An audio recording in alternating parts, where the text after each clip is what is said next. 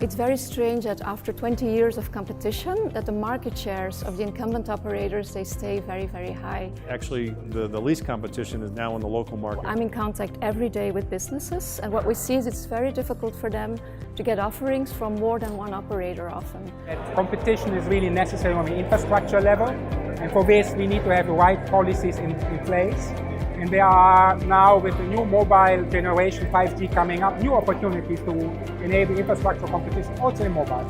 ECTA is future-oriented and really stands for competition. We don't want to go back to times where monopolies were the prevailing infrastructures. We have to have competition. Innovation without competition, my belief is that doesn't exist. It is very important for all the users, whether it's companies or private users. With the competition you have had a variety of services, and it's also that when there is a good competition there is more selection and then more pressure for all the companies to develop and invest more. Monopolies are really killing innovation. Competition is king. Competition is of course key. A key principle for ECTA, it's also in the name ECTA. So let's hold the talk here. Competition drive investment, and let's put text that makes that clear. Competition drive investment. So we need to allow the regulators to maintain a full toolbox. So when there is market failure, they can intervene. ECTA by far has been the biggest evangelist of the competition in the telecom industry, and I'm sure there is a lot of credit for what has happened in Europe goes to ECTA's passion in preaching the necessity for the proper regulation which would support and safeguard the competition in the market. I think no other industrial organization has done so much and so vocally, not only to fight but also to protect the pro-competitive regulation in Europe. ECTA has been instrumental in this.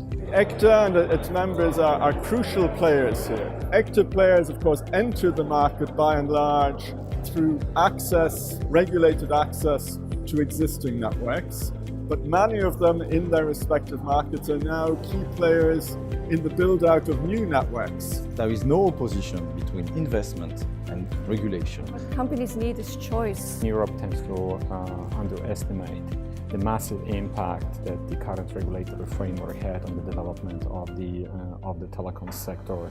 So the entire society at large has benefited from the new regulatory frameworks. In the code, we need to make sure that we do not weaken the SMP regime. That's fundamental. The SMP regime has delivered, and we need to continue to rely on it. Competition creates innovation, because we have seen more and over again how in well-established markets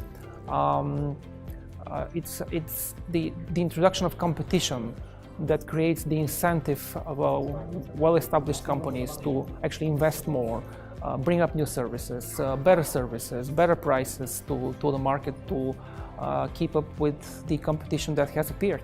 It's very strange that after 20 years of competition, that the market shares of the incumbent operators, they stay very, very high.